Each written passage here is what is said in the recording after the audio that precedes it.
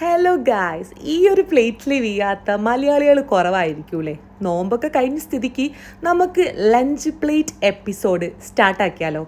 അപ്പോൾ നല്ല ചൂടുള്ള ചോറ് ആദ്യം വിളമ്പിട്ടോ.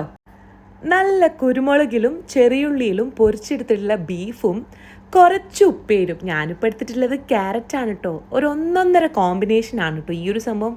പിന്നെ തൈരില്ലാത്തൊരു പരിപാടി ഏതായാലും നമുക്കില്ല.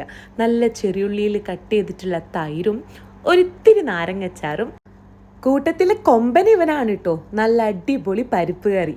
നല്ല ചൂട് ചോറിൻ്റെ കൂടെ ഈ ഒരു പരിപ്പ് കറിയും കുറച്ച് ബീഫും സൈഡിൽ നിന്ന് കുറച്ച് തൈരും ഒരു ചെറിയ പീസ് പപ്പടും കൂടെ കൂട്ടിയെടുത്തിട്ട് കഴിക്കണം. അടിപൊളി ടേസ്റ്റാണ്. അപ്പോൾ എന്തായാലും നമ്മളെ മലയാളികളെ വീട്ടിൽ ഈ ഒരു കോമ്പിനേഷൻ എന്തായാലും എപ്പോഴും ഉണ്ടാക്കുന്നൊരു സംഭവം തന്നെയാണ്. അപ്പോൾ ഇന്നത്തെ നമ്മുടെ ലഞ്ചിൽ ഈ ഒരു ഐറ്റംസ് ആണ് കേട്ടോ നമ്മൾ ഇൻക്ലൂഡ് ചെയ്തിട്ടുള്ളത്.